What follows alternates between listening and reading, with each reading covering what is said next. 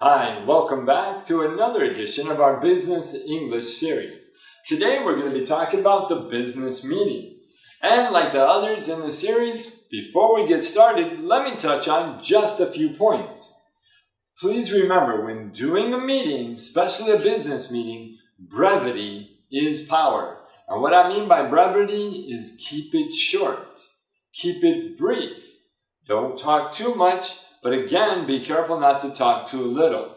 Keep your meeting brief and to the point, and it will give you a sense of power. Next, speak clearly. As always with English, it's important to speak clearly, especially in the business environment. If you don't speak clearly in the business environment, it's very possible that the people you're listening to will tune out and not pay attention to you. Next, keep the meeting focused. This is a problem everywhere throughout the world.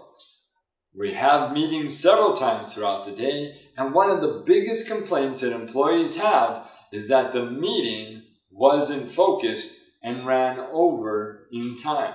Meaning they set aside for 15, 20, or 30 minutes for the meeting, and the meeting went 40, 50, maybe even an hour or longer.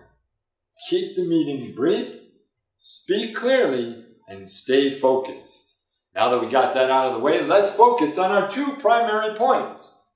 Today we're talking about the business meeting. Number one, introduce yourself and the topic of the meeting. You want this introduction to be brief and to the point, and it will set the tone for the rest of the meeting. Quite simply, all you need to do is introduce yourself, tell your name, your title, and the topic for the meeting. For example, my name is Chip, I'm the teacher, and today's topic is going to be the business meeting.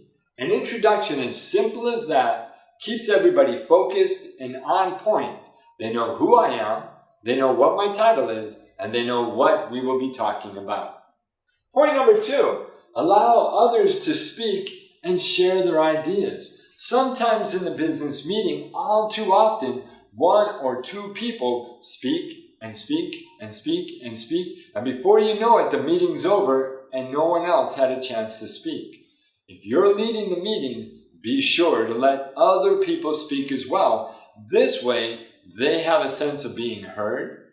They have a feeling of being able to share with others and getting their point across, and you come across as a great leader and a great business meeting leader as well.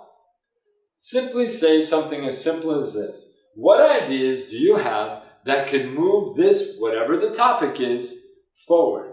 So in this case, we're talking about the business meeting in English.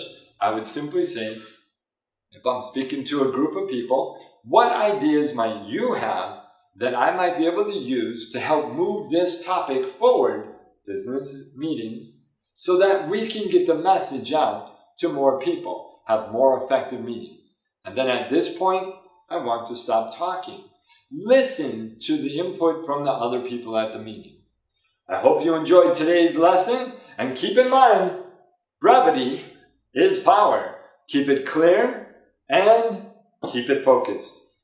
Watch for the links below, and we look forward to seeing you in our next of this series.